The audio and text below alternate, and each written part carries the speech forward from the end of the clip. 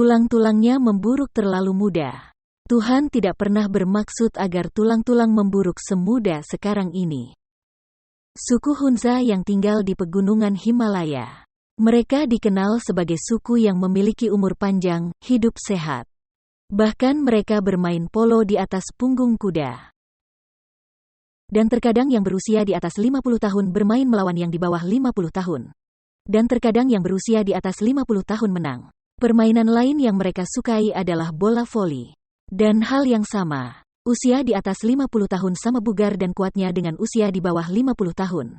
Tulang-tulang mereka tidak mengalami kerusakan dan mereka tidak minum susu sapi setiap hari.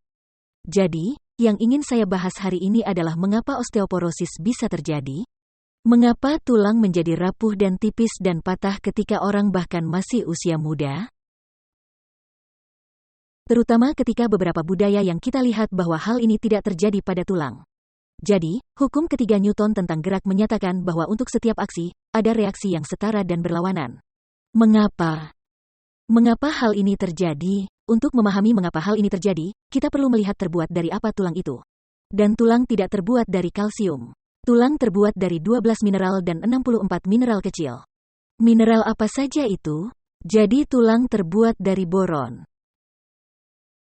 Tulang terbuat dari kalsium. Tulang juga terbuat dari kromium dan besi. Magnesium. Mangan. Selenium, silika. Dan belerang. Dan kalium, fosfor, dan seng. Inilah bahan pembuat tulang dan 64 mineral kecil.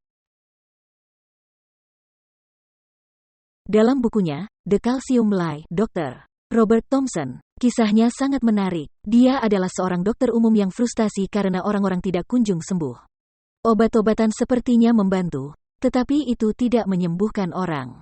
Dan saya menemukan beberapa teman dokter yang saya miliki, mereka mengatakan bahwa hal ini sangat membuat frustasi.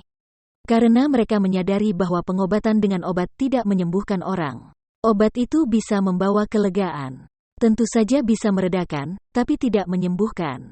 Dan kita tahu bahwa obat-obatan tidak menyembuhkan penyakit. Mereka hanya mengubah bentuk dan lokasi penyakit. Dan ingat, kita tidak sedang membicarakan krisis. Obat-obatan tentu saja dapat menyelamatkan nyawa dalam krisis. Sekarang yang kita bicarakan adalah penyakit. Jadi Dr. Robert Thompson sangat tertantang dengan hal ini. Dia berpikir untuk berganti profesi. Tapi 7 tahun adalah waktu yang lama dan banyak uang untuk dibuang begitu saja. Jadi dia mengambil kursus gizi, dan ketika dia belajar gizi, matanya terbuka. Dia mengatakan dalam bukunya, kami mempelajari ini di sekolah kedokteran, tapi hanya disinggung sedikit. Dan saya tidak begitu setuju dengan cara ujian yang dilakukan saat ini. Ini seperti menjejalkan informasi hanya untuk menghasilkannya dalam ujian. Tidak. Tulang tidak terbuat dari kalsium. Tulang terbuat dari 64 mineral dan 12 mineral utama. Dr. Robert Thompson, dalam bukunya, ia mengatakan bahwa menurutnya indikator paling jelas dari Tuhan pencipta adalah air laut. Karena air laut adalah keseimbangan mineral yang sama persis dan proporsi yang sama seperti yang ditemukan dalam tulang, dalam jaringan, dalam darah. Ini disebut larutan isotonik, karena keseimbangan mineral dan proporsinya sama dengan yang ditemukan dalam darah. Jadi kita akan membuat daftar apa yang dibutuhkan tulang. Dan saya mendorong semua orang untuk membaca buku The Calcium Lie, karena ia benar-benar membuka mata Anda. Tentang terbuat dari apa tubuh ini dan apa yang dibutuhkannya. Jadi, ini bukan ilmu roket, tapi memang itulah yang dibutuhkan tulang. Jadi, di mana kita akan menemukannya? Kita akan menemukannya di garam Celtic. Ya, kabar baiknya, Anda tidak perlu minum air laut. Tidak perlu minum air laut dan kita tidak ingin minum air laut. Itu tidak terlalu bagus. Tidakkah itu membuatmu gila?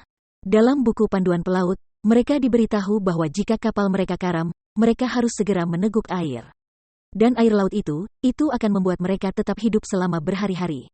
Tapi jika mereka tidak minum air laut selama 3 hari, lalu minum 1 cangkir penuh. Itu menyebabkan ketidakseimbangan yang sangat besar di dalam tubuh karena mereka sekarang mengalami dehidrasi. Dan konsentrasi yang kaya mineral ini baru saja masuk, yaitu akan menyebabkan mereka menjadi gila. Jadi sedikit demi sedikit, itu bisa membuat mereka tetap hidup. Dan tahukah Anda bahwa dalam perang, Angkatan Laut biasa melakukan transfusi dengan air laut? Jadi garam Celtic. Air laut memiliki 92 mineral. Garam Celtic memiliki 82 mineral. Bagaimana dengan garam Himalaya? Garam Himalaya cukup dekat dengan 75 mineral. Tetapi secara pribadi, saya suka garam Celtic. Ini adalah garam yang sangat lembab dan merupakan garam yang lembab karena memiliki 3 magnesium di dalamnya. Dan magnesium adalah molekul yang haus air, jadi pada dasarnya ia menarik kelembapan ke dalamnya. Jadi kita akan menemukannya dalam garam Celtic. Dr. Robert Thompson mengatakan tambahkan kristal garam Celtic di lidah Anda. Kunyahlah sedikit sebelum minum segelas air. Apa yang dilakukannya adalah mengganti mineral yang hilang kemarin. Di mana kita kehilangan mineral? Kita kehilangan mineral ketika kita berkeringat. Kita kehilangan mineral ketika kita menangis. Kita kehilangan mineral setiap kali kita buang air kecil, setiap kali kita pergi ke kamar mandi. Jadi, limbah yang keluar dari tubuh semuanya asin. Dan saya pikir kita tahu itu. Jadi kita perlu mengganti mineral-mineral itu. Tentu saja menaruhnya di kentang Anda. Tapi bagaimana jika Anda memiliki tekanan darah tinggi? Bukankah sebaiknya Anda berhenti makan garam? Anda harus menghentikan natrium klorida. Natrium klorida, itulah bahan dasar garam dapur. Itu hanya 2 mineral. Dan dari 92 mineral dalam air laut, 30% adalah natrium, 50% klorida. Jadi kristal pertama yang terbentuk adalah natrium klorida. Jadi, yang dilakukan manusia adalah mengambilnya, memutihkannya menjadi putih. Menaruh aluminium, dan jadilah garam dapur. Garam meja adalah garam yang tidak seimbang. Garam dapur akan menyebabkan ketidakseimbangan, terutama di dalam dan di luar sel, yang menyebabkan tekanan darah meningkat. Kita perlu memasukkan garam ke dalam tubuh kita seperti yang ditemukan di alam. Yang tentu saja dengan semua mineralnya. Tempat lain Anda akan menemukan mineral dalam keseimbangan itu adalah sayuran berdaun hijau gelap. Dan jika Anda tidak makan sayuran hijau tua. Jika Anda tidak makan sayuran berdaun hijau tua setiap hari. Anda benar-benar harus mengonsumsi jelai hijau atau barley green atau sayuran super. Atau bahkan klorofil. Secara pribadi, saya lebih suka makan salad hijau yang banyak setiap hari. Saya juga punya kabar baik. Ketika Anda memasak sayuran, Anda tidak akan kehilangan mineralnya. Anda akan kehilangan mineral-mineral tersebut jika Anda membuang airnya. Jadi, pastikan Anda tidak membuang airnya. Saya suka memasak tanpa air. Saya memasukkan sayuran ke dalam panci, dengan sedikit air dengan api kecil. Anda membutuhkan panci dengan dasar yang tebal dan biarkan tutupnya terbuka dan buatlah oven kecil di dalamnya. Dan pada saat sayuran matang, tidak ada air yang tersisa. Itulah yang saya suka gunakan. Jika masih ada sedikit air yang tersisa, simpan dan masukkan ke dalam lentil Anda. Taruh di piring lain karena di sana ada mineralnya. Jadi, pastikan Anda menyimpan mineral-mineral itu. Buah dan sayuran yang ditanam secara organik memiliki kandungan mineral yang jauh lebih tinggi dibandingkan dengan buah dan sayuran yang ditanam secara konvensional. Mari saya berikan sebuah contoh. Tomat organik akan memberi Anda 9 kali lipat kandungan zat besi dibandingkan tomat yang ditanam secara konvensional. Jadi, meskipun produk organik mungkin terlihat sedikit lebih mahal bagi Anda, saya yakin tidak terlalu mahal jika Anda mempertimbangkan kandungan mineral yang Anda dapatkan di sana. Jadi, disinilah kita bisa mendapatkan mineral-mineral ini. Sayangnya, saat ini banyak orang yang mengonsumsi makanan yang menghilangkan mineral. Jadi kita harus menghentikan lintah mineral, dan itu adalah gula rafinasi. Seorang penulis menyatakan bahwa gula meninggalkan tubuh dalam keadaan lebih baik daripada saat ia masuk. Yang saya maksud adalah asam kristal murni yang diekstrak dari tanaman tebu, madu, dan sirup maple.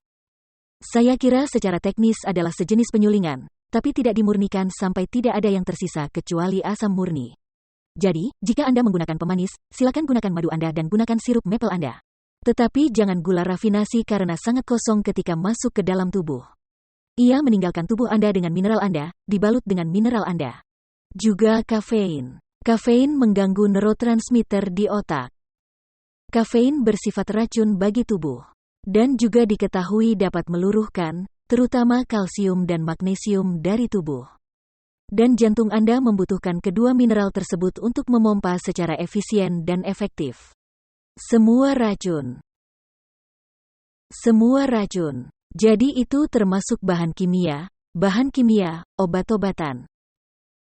Semuanya beracun bagi tubuh. Dan pada dasarnya tubuh mengirimkan mineral-mineral untuk membungkusnya agar sedikit lebih aman.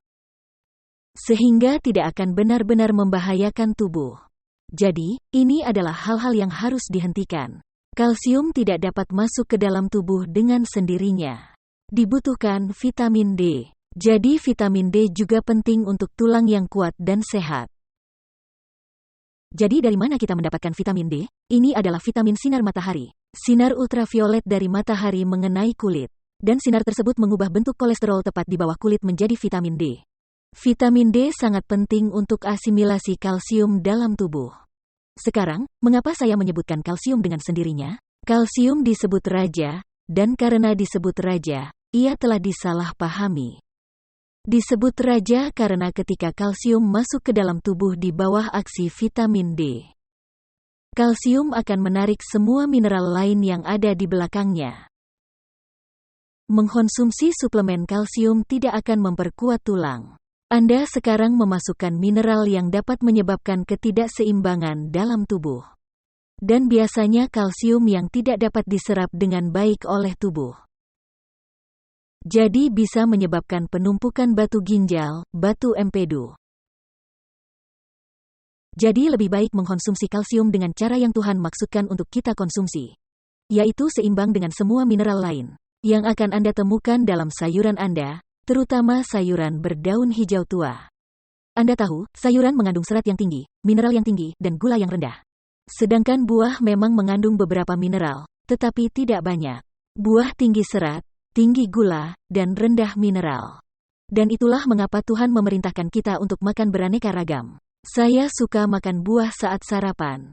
Saya makan buah dengan sereal, mungkin kacang-kacangan dan biji-bijian.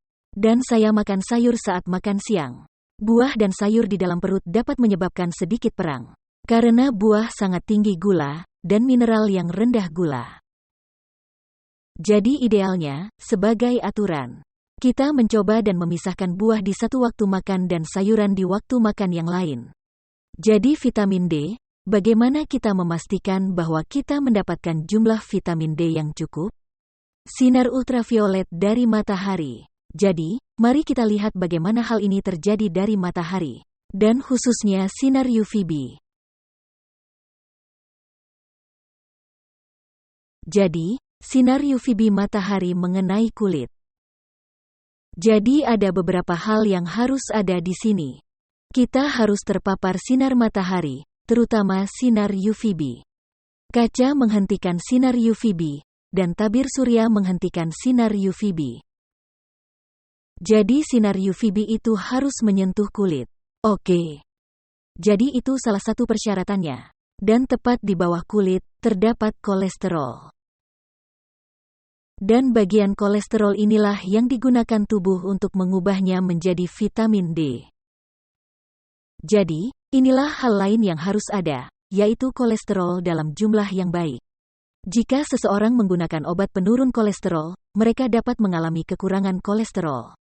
Dan mungkin tidak dapat membuat vitamin D yang cukup. Berapa seharusnya kadar kolesterol kita? Kadar kolesterol seharusnya berkisar antara 190 dan 300. Seorang wanita berkata, tidak, Barbara. Dokter mengatakan kadar kolesterol saya 240, dan itu berbahaya. Saya bilang, ya, itu tidak benar. 40 tahun yang lalu, jika Anda memiliki kadar kolesterol 300 atau di bawahnya, itu sangat aman. Mereka menurunkan kadarnya untuk mencoba mencegah penyakit jantung, tetapi tidak ada bedanya sama sekali. Dan orang-orang yang diberi obat penurun kolesterol juga tidak membantu. Penyakit jantung masih menjadi pembunuh nomor 1. Dan efek samping dari obat penurun kolesterol adalah Alzheimer, demensia, pengecilan otot, hilang ingatan, dan mereka baru saja menambahkan satu lagi. Dan itu adalah kanker payudara. Karena hormon seks kita terbuat dari kolesterol. Tidak heran dokter Malcolm Kendrick dalam bukunya, The Great Cholesterol Con. Tak heran ia mengatakan untuk pertama kalinya, kadar normal zat vital tubuh yang normal disebut sebagai penyakit. Itu adalah kolesterol. Jika Anda membaca buku itu, dia mengkritik teori ini. Kita membutuhkan kolesterol. Anda lihat apa yang disebutnya? Substansi tubuh yang vital. Kita membutuhkannya untuk membuat hormon seks. Kita membutuhkannya untuk membuat vitamin D. Otak kita membutuhkannya. Melindungi sel-sel kita dari racun lingkungan. Kita membutuhkannya. Jadi apa yang harus ada? Kita harus terpapar. Kulit kita harus terpapar sinar matahari, terutama sinar UVB. Dan kita juga harus memiliki jumlah kolesterol yang cukup di dalam tubuh kita untuk membuat vitamin D. Jika kita tidak memiliki vitamin D yang cukup, vitamin D dalam tubuh kita tidak dapat memanfaatkan dan menyerap kalsium dan semua mineral lainnya. Jadi, inilah alasan lain mengapa tulang memburuk. Bukan hanya karena orang tidak memiliki mineral. Bukan hanya karena orang mengkonsumsi zat-zat yang menghilangkan mineral. Tetapi mereka kekurangan vitamin D. Jadi bagaimana kita mendapatkan vitamin D? Kita berada di bawah sinar matahari. Tapi ingatlah, jika Anda mandi dan mencuci tubuh Anda dengan sabun, lalu keluar dan berjemur di bawah sinar matahari, Anda tidak akan mendapatkan vitamin D. Karena kita membutuhkan minyak tersebut untuk berkembang di kulit. Jadi, jika Anda mandi, Anda perlu waktu sekitar 2 jam sebelum minyak mulai berkembang di kulit. Dan setelah Anda terpapar sinar matahari, jangan langsung mandi dan membersihkan diri dengan sabun. Karena butuh waktu sekitar 2 jam bagi kulit untuk memproduksi vitamin D. Sekarang, tidak apa-apa berbaring di pantai. Dan bangun dan menyelam di laut dan keluar karena Anda tidak membersihkan diri dengan sabun. Jadi itu tidak apa-apa. Jadi, berapa lama kita harus berada di bawah sinar matahari? Tergantung kulit Anda dan tergantung negara tempat Anda berada dan tergantung waktu. Saya berkulit putih, jadi saya harus berhati-hati. Jadi, ketika Michael dan saya berlibur di Cairns baru-baru ini, Cairns tepat di bagian atas Australia. Saya berbaring di tepi kolam renang setiap hari dan saya memasang arloji saya, 15 menit di bagian depan. 15 menit di belakang, di bawah payung. Karena jika saya berada di luar lebih lama dari itu, kulit saya akan terbakar. Saya melakukannya di pagi dan di sore hari. Kami sedang berlibur, jadi kami bisa melakukannya. Dalam waktu 5 hari, saya punya kulit yang sangat bagus. Dan sekarang saya memiliki kulit coklat. Kami bisa keluar ke bawah sinar matahari sedikit lebih lama. Kulit saya yang kecoklatan karena sinar UVB. Dan pandangan bahwa kulit coklat UVB adalah perlindungan. Dan itulah kulit coklat yang sehat, dan itulah kulit coklat yang bertahan lama. Sekarang, di Australia, semua wanita kulit putih ingin memiliki kulit coklat, jadi mereka pergi ke salon kecantikan kulit. Dan berada di bawah lampu-lampu itu, tetapi yang mereka dapatkan adalah kulit coklat UVA. Dan kulit coklat UVA tidak bertahan seperti kulit coklat UVB. Tapi tabir surya menghalangi sinar UVB. Perhatikan apa yang saya lakukan. Saya tidak menggunakan tabir surya sama sekali. Kenapa tidak? Saya sudah membaca apa yang ada di bungkusnya, dan ada banyak bahan kimia di sana. Misalnya, seng oksida tidak beracun. Tetapi ketika mereka membuatnya menjadi nanopartikel, itu menjadi beracun. Sekarang, ia dapat melewati sawar darah otak. Faktanya, itulah salah satu alasan, salah satu faktor penyebab utama Australia kehilangan Great Barrier Reef. Anak saya bersama seorang pemandu di Airlie Beach, yang berada di puncak Australia, untuk melihat Great Barrier Reef. Dan pria yang melakukan tur, mengendarai perahu, anak saya berbicara dengannya. Dan dia mengatakan kepada anak saya, dia berkata, ini adalah tabir surya. Orang-orang memakai tabir surya begitu banyak, sampai masuk ke dalam air. Partikel-partikel nano itu masuk ke dalam kehidupan laut dan menghancurkannya. Ini bukan satu-satunya faktor, tapi tentu saja merupakan faktor yang berkontribusi. Jadi saya tidak tertarik untuk memakainya di kulit saya. Saya juga tahu bahwa kulit saya melakukan 3 hal. Menyerap, apapun yang saya taruh di atasnya, ia akan menyerap dan akan masuk ke dalam darah. Kulit juga bernafas. Jadi saya ingin kulit saya bernapas, tapi kulit saya juga membuang limbah. Jadi saya berhati-hati dengan apa yang saya pakai di kulit saya. Saya sangat berhati-hati dengan pakaian yang saya kenakan di kulit saya. Pastikan pakaian tersebut adalah serat alami, karena kulit saya menyerap. Ketika saya biasa membawa anak-anak saya ke pantai ketika mereka masih kecil. Mereka semua harus memiliki 4 topi, 4 kaos dan 4 celana pendek. Di awal hari, mereka bisa berlari-lari tanpa mengenakan kaos ketika matahari tidak terlalu terik. Tapi pada pukul 10, mereka mengenakan kaos. Dan ketika kaosnya basah dan berat, maka saya akan mengganti kaos mereka. Tapi tentu saja, hari ini Anda punya kaos pelindung matahari. Tapi saya katakan kepada para orang tua, biarkan anak-anak Anda terkena sinar matahari pagi dan sore hari. Karena jika mereka terus-menerus memakai kaos pelindung matahari, itu tidak akan baik. Tentu saja, tidak ada sinar UVB yang bisa masuk ke kulit. Namun, ingatlah bahwa kita membutuhkan sinar UVB untuk mendapatkan vitamin D. Jadi, bijaksanalah dengan matahari. Jika Anda berkulit gelap, Anda membutuhkan lebih banyak sinar matahari. Kulit yang sangat gelap membutuhkan 10 kali lipat paparan sinar matahari daripada yang saya butuhkan. Koordinator latihan kami, Howard. Dia orang Belanda Indonesia dan istrinya orang Inggris, orang Samoa. Mereka punya 2 anak laki-laki. Jadi mereka berkulit gelap dari kedua belah pihak. Ini tidak terlalu gelap, mungkin sudah agak gelap. Mereka memotong rumput tanpa mengenakan baju dan mereka memiliki kulit coklat keemasan yang sangat indah. Kulit coklat itu memberikan perlindungan terhadap matahari. Nah, bagaimana dengan kanker kulit? Kita telah hidup di bawah matahari selama ribuan tahun. Kanker kulit baru benar-benar muncul ketika manusia mulai terpapar bahan kimia. Tentu saja jika Anda membakar kulit Anda 6 hingga 10 kali dalam seumur hidup, Anda dapat melipat gandakan risiko kanker kulit. Membakar kulit dapat merusak kulit. Tentu saja. Jadi, jika Anda akan berada di bawah sinar matahari dalam waktu yang lama, mohon kenakan topi. Dan lindungi tubuh Anda dengan kemeja katun yang panjang dan tipis, rok panjang dan tipis, atau celana bahan yang panjang. Tapi Anda harus melindungi kulit agar tidak terbakar saat matahari berada di posisi tertinggi di siang hari. Itulah saat yang paling panas dan sebenarnya paling tidak nyaman untuk berada di luar. Itu masuk akal. Jadi itulah yang kita butuhkan untuk mendapatkan vitamin D. Jika kadar vitamin D rendah, orang tersebut mungkin perlu mengonsumsi suplemen vitamin D pada awalnya untuk meningkatkannya. Bahkan, saya sarankan Anda untuk mendapatkan lebih tinggi dari jumlah harian yang direkomendasikan. Karena vitamin D sangat penting dalam tubuh. Ada 2.500 reseptor pada DNA untuk vitamin D. Anda tidak bisa sembuh tanpa itu. Tapi kita berbicara tentang tulang. Jika Anda ingin tulang yang kuat, Anda harus mendapatkan vitamin itu. Vitamin D. Tulangmu perlu diperkuat. Jadi, ini adalah hal lain yang dibutuhkan tulang. Mereka membutuhkan kekuatan. Dan kekuatan datang.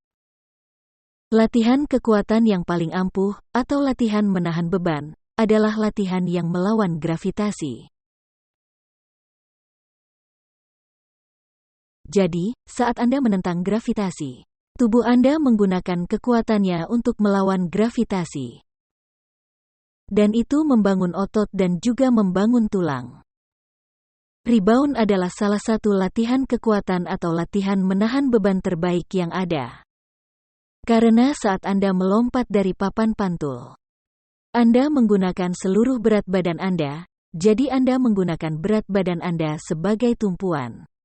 Dan keindahan dari rebounder adalah tidak ada hentakan. Jadi, ketika Anda menyentuh matras, tidak ada hentakan, Anda akan terpental dan melayang lagi. Jadi, terus-menerus ketika Anda memantul di matras itu, otot-otot Anda, tulang-tulang Anda, pada kenyataannya, setiap bagian tubuh Anda, tidak ada yang dikecualikan oleh efek rebounder. Jadi, kita harus melakukan latihan beban. Untuk otot bisep, Anda melompat dengan telapak tangan menghadap ke bawah. Untuk otot trisep, Anda melompat dengan lengan ke atas. Jadi, tidak hanya otot Anda, tetapi tulang Anda juga diperkuat oleh pantulan. Jadi, rebounding setiap hari, pada kenyataannya, tidak ada hari yang boleh dikecualikan. Saya berusaha untuk berolahraga setiap hari. Dan keindahan rebounder, ada di ruang santai Anda. Jadi, hujan es, atau terik di luar, Anda masih bisa melakukan rebound, melakukan latihan kekuatan. Tulang menjadi kuat karena digunakan. Yang juga penting, dan yang satu ini mungkin akan mengejutkan Anda, adalah hormon yang seimbang. Ada banyak orang saat ini yang mengalami ketidakseimbangan dalam hormon mereka. Dan ada alasan untuk ini. Mengapa hormon-hormon tidak seimbang? Bahkan, Anda bisa mengetikkan nama saya dan hormon di Google dan Anda akan mendapatkan seluruh presentasinya. Jadi saya hanya akan memberikan ringkasan singkat sekarang, untuk menunjukkan peran yang dimainkannya dalam osteoporosis. Hal-hal seperti plastik, glifosat, racun lingkungan. Pil kontrasepsi adalah salah satu yang terburuk. Apa yang mereka lakukan adalah menyebabkan gangguan pada hormon. Satu lagi adalah plastik. Plastik mengandung estrogen dan menyebabkan kadar estrogen dalam tubuh meningkat. Sekarang, ada 2 hormon di dalam tubuh. Yang pertama adalah progesteron dan merupakan prekursor atau rajanya. Dan menyeimbangkan semua hormon lainnya, salah satunya adalah estrogen. Dan ketika estrogen menjadi tinggi, estrogen menggantikan progesteron. Dan menyebabkan progesteron menjadi rendah. Dan progesteron adalah hormon yang meningkatkan sel-sel pembentuk tulang. Sel-sel pembentuk tulang itu disebut sel osteoblas. Sel-sel osteoblas adalah sel baru, jadi sel osteoblaslah yang membangun tulang baru. Dan ketika progesteron tergeser, orang tersebut telah kehilangan hormon yang akan meningkatkan sel-sel pembentuk tulang. Jadi, penting untuk menyeimbangkan hormon. Dalam kuliah hormon saya berbicara tentang Annas Wild Yam Cream. Annas Wild Yam Cream adalah krim Australia, tapi dijual di Amerika Serikat. Saya tahu bahwa retreat kesehatan Eden Valley dan juga retreat kesehatan Living Springs menjual Annas Wild Yam Cream. Krim ini, ketika dioleskan pada kulit, itu merangsang jalur dalam tubuh kita yang digunakan tubuh kita untuk membuat progesteron. Jadi, ketika progesteron itu mulai meningkat, secara otomatis membawa semua hormon lain ke tempat yang seharusnya, dan itu adalah kabar baik. Jadi, progesteron adalah hormon yang merangsang sel-sel pembentuk tulang.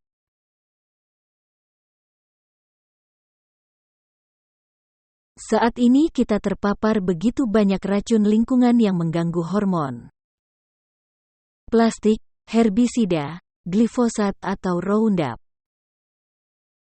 Dan jika Anda tidak makan makanan organik, bisa dipastikan makanan yang Anda makan telah tercemar. Bahkan pakaian yang kita kenakan. Jadi pakaian kimiawi benar-benar terbuat dari polyester, nilon, dan akrilik. Terutama wanita, banyak pakaian dalam wanita yang cantik.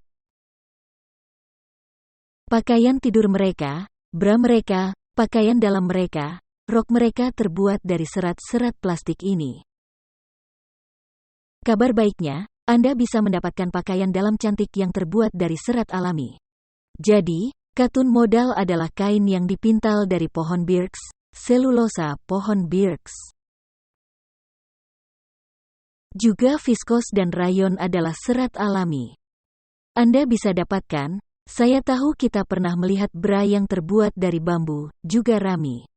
Jadi, perhatikanlah. Sekarang, beberapa pakaian dalam terbuat dari sebagian besar serat alami dengan sedikit campuran elastin atau sedikit polyester.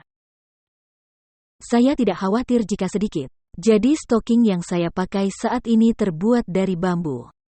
Jadi, jika Anda mencari di sekitar, Anda bisa mendapatkan serat-serat alami ini. Ketika seorang wanita mengenakan serat-serat alami ini, terutama ketika dia berolahraga, dan dia kepanasan, pori-porinya akan terbuka dan dia mulai menyerap zat-zat kimia dari kain-kain tersebut. Setiap kali saya pergi ke toko, saya selalu langsung melihat labelnya. Pakaian ini terbuat dari apa? Terbuat dari apakah pakaian-pakaian ini? Menjadi pembaca label. Ya, bawalah kacamata atau kaca pembesar Anda. Dan sebisa mungkin hindari paparan terhadap plastik. Cobalah untuk minum dari botol kaca atau botol baja tahan karat. Anda dapat membeli plastik yang tidak mengandung bahan kimia pengganggu hormon. Carilah yang bebas BPA, BPA free. BPA adalah bisphenol A dan adalah pengganggu endokrin yang bertindak sebagai peniru estrogen.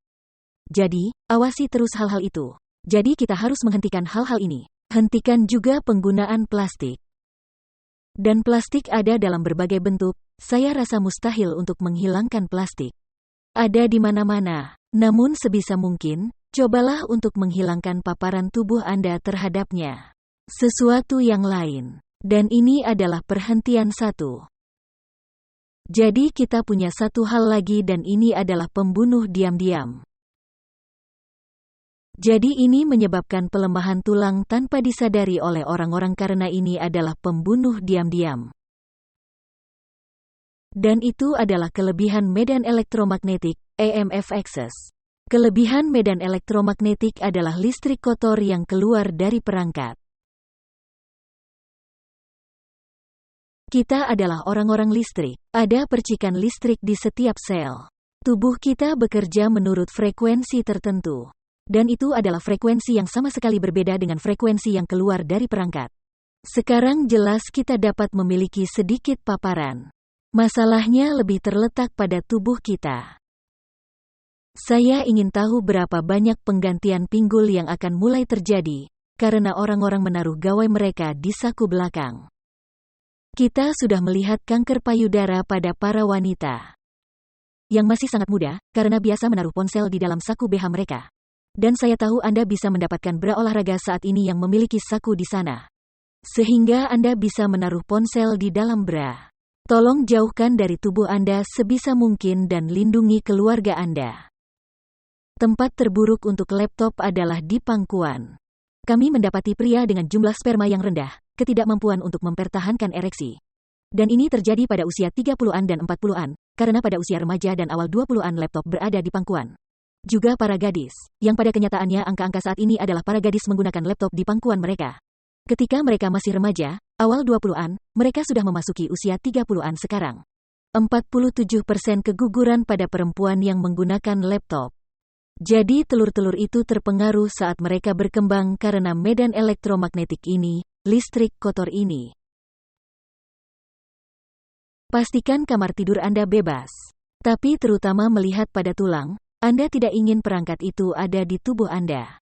Atau idealnya di dekat tubuh Anda, jauhkan dari tubuh. Atau Anda dapat membeli, dan saya tunjukkan dalam demonstrasi lain. Ponsel saya memiliki selongsong pengaman. Dan ini adalah perangkat yang menghalangi medan elektromagnetik yang keluar darinya. Jadi, itu adalah pembunuh diam-diam lain yang juga melemahkan tulang. Anda mungkin akan terkejut dengan yang berikutnya. Dan ini adalah hal yang harus dihentikan lainnya.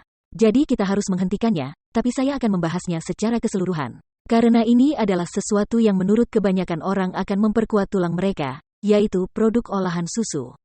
Nah, susu sapi adalah susu yang sangat baik untuk anak sapi. Itu dia, anak sapi. Tapi lihatlah ukuran tulang sapi itu. Dan sapi itu tidak mendapatkan kalsium dari susu.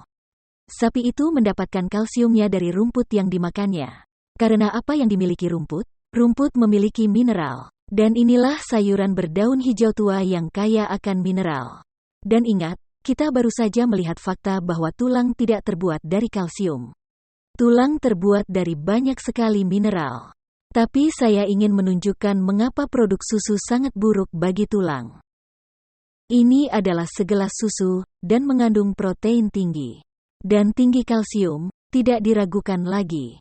Tapi ingat, sapi memiliki 4 atau 5 perut, dan perut-perut itu dibutuhkan untuk mengurai kalsium tersebut.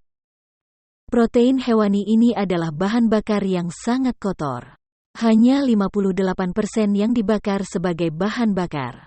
Jadi, yang tersisa adalah 42% limbah. Dan limbah tersebut adalah limbah dengan kadar asam yang tinggi.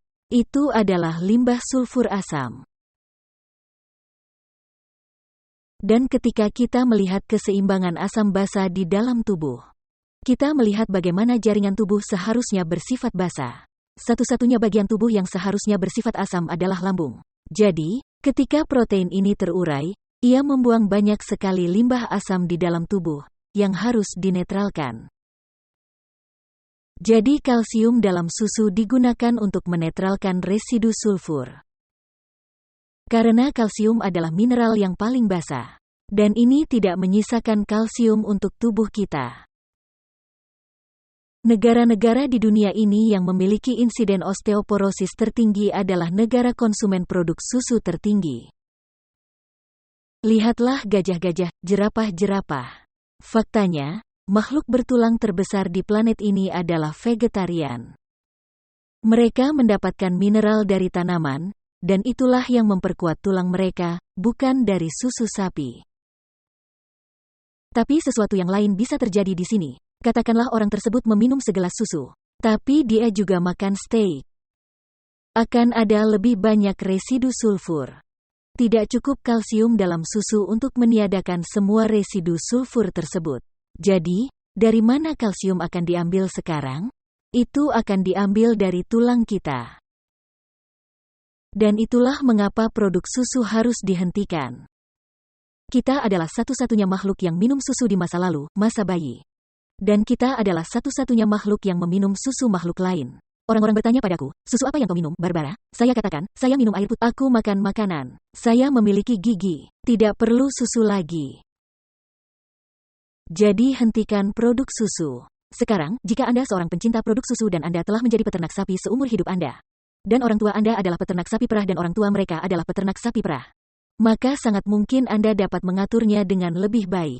Tapi cara terbaik untuk mengkonsumsinya, jika Anda adalah seorang peternak sapi perah dan sudah membudaya. Jadi, seperti yogurt Anda, keju feta Anda. Pada kenyataannya, secara tradisional di seluruh negara utara di Eropa, begitulah cara mereka mengawetkan susu.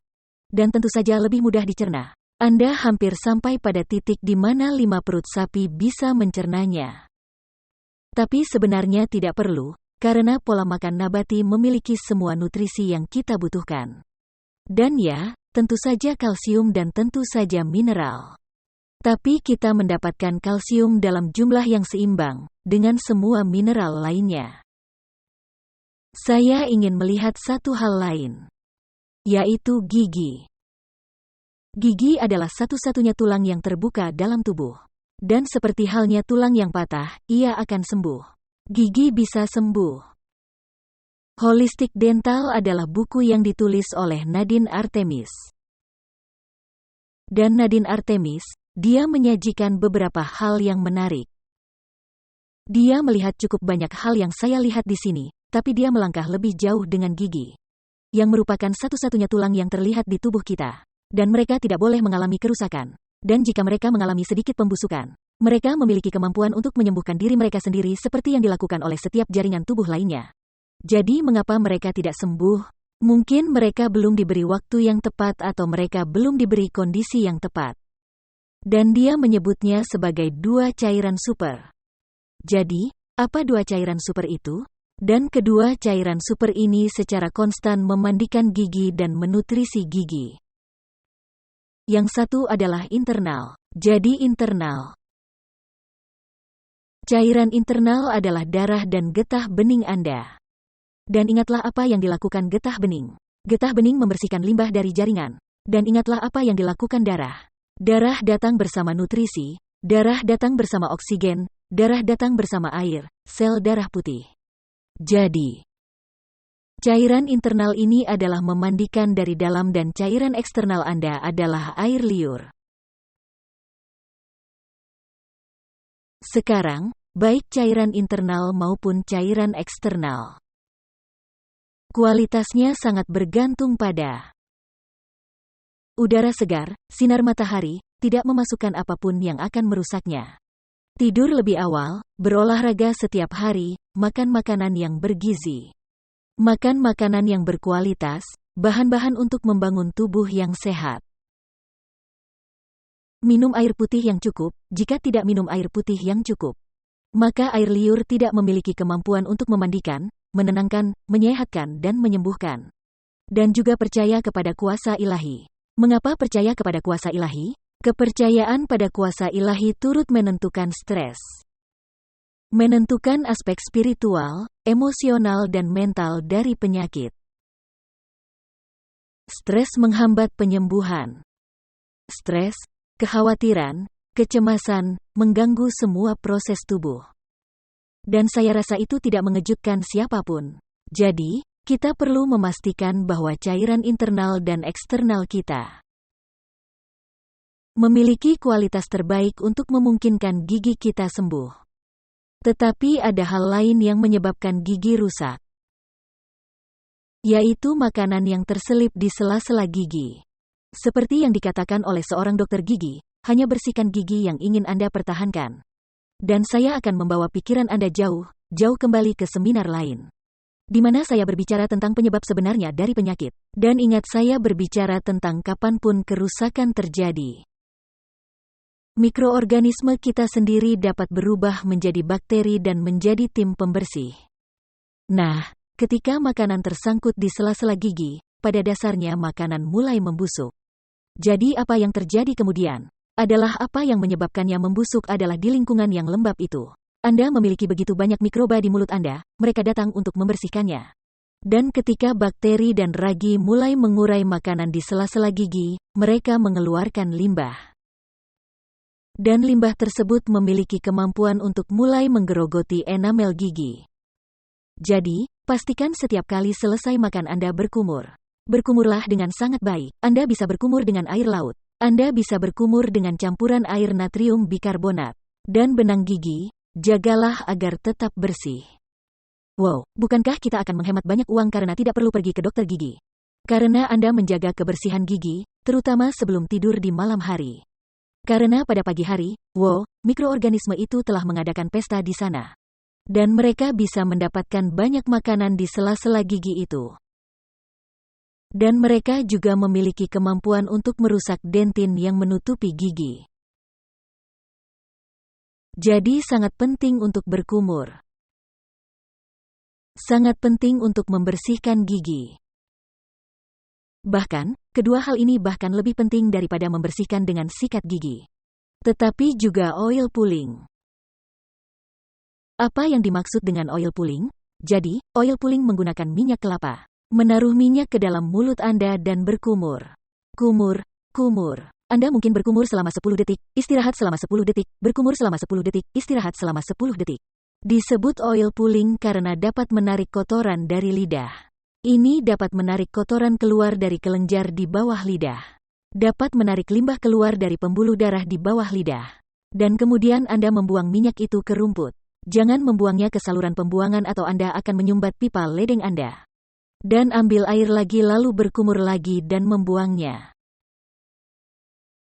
Dan saya berbicara tentang kesehatan gigi di sini, karena gigi adalah bagian dari tulang. Gigi adalah tulang, jadi hal yang sama berlaku untuk gigi seperti yang berlaku untuk semua tulang di tubuh Anda. Gigi tidak boleh rusak. Dan ini adalah bisnis yang mahal, kedokteran gigi, bukan? Dan ingat, jika Anda memiliki sedikit pembusukan, maka penting bagi Anda untuk berkumur. Dan membersihkan gigi dengan benang gigi setiap kali Anda selesai makan, serta melakukan oil pulling, mungkin beberapa kali sehari. Perlu diingat bahwa menjaga kebersihan mulut akan mencegah kerusakan gigi. Dan juga mendorong penyembuhan gigi. Tetapi penyembuhan gigi berasal dari cairan super, internal yaitu darah dan getah bening dan cairan eksternal. Dan sekali lagi, kualitasnya sangat bergantung pada makanan yang Anda makan. Seberapa banyak Anda minum, tidur lebih awal. Jadi dari semua hal ini, gula adalah salah satu yang terburuk, karena Anda tahu apa yang dilakukan gula? Gula hanya memberi makan semua mikron kecil yang mengurai benda-benda yang tersangkut di sela-sela gigi Anda. Jadi minuman-minuman manis itu sangat merusak gigi. Salah satu makanan terbaik adalah apel. Gigi dan mulut Anda membutuhkan sesuatu yang renyah. Jadi dengan pola makan yang lebih baik saat ini, hampir tidak ada makanan yang renyah. Apakah Anda menyadarinya? Tapi apel mengharuskanmu mengunyahnya. Dan ketika Anda mengunyah, itu memperkuat gigi, memperkuat rahang, memperkuat gusi. Tak heran jika pepatah lama mengatakan bahwa satu apel sehari dapat menjauhkan diri dari dokter. Jadi, biasakanlah makan sesuatu yang renyah. Setiap hari, kita harus makan salad. Jadi saat makan siang kita selalu makan salad. Seledri sangat baik. Dan wortel saat mengunyahnya di mulut. Anak-anak menyukai wortel mentah. Mentimun, semua makanan yang renyah. Makanan itu memperkuat gusi, memperkuat gigi, dan juga memperkuat rahang. Ini menjelaskan mengapa menyusui sangat penting bagi anak-anak. Karena ketika bayi menyusui, dibutuhkan banyak usaha untuk mengeluarkan ASI dari payudara. Tapi kerja keras yang dilakukan bayi, itu memperkuat rahangnya. Menyebabkan langit-langit mulut terbentuk dengan baik dengan lidah yang menekannya. Dan membuat rahang siap untuk gigi tumbuh. Jadi, ketika Anda menjaga tulang Anda juga menjaga gigi Anda.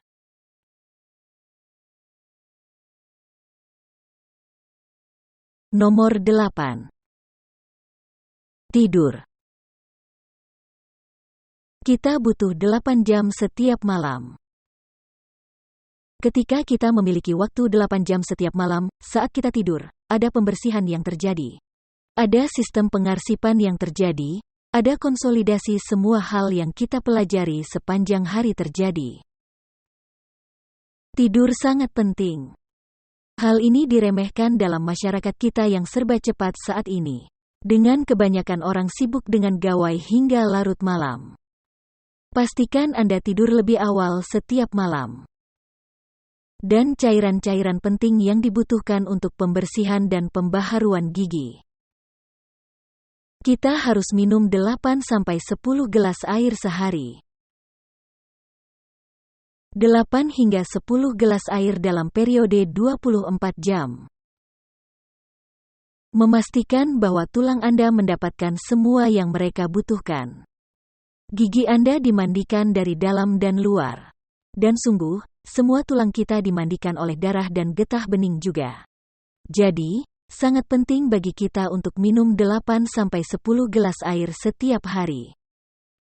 Harus air murni. Paling baik diminum sedikit demi sedikit.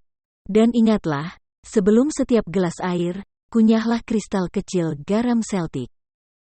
Ketika prinsip-prinsip dasar ini diterapkan, maka kita akan memiliki tulang yang kuat. Jika kita tidak memiliki tulang yang kuat, inilah cara untuk mendapatkan tulang yang kuat. Jika Anda sudah memiliki tulang yang kuat, Anda akan menjaga tulang Anda tetap kuat. Jadi, lakukanlah apa yang harus Anda lakukan untuk menjaga tulang-tulang itu tetap kuat.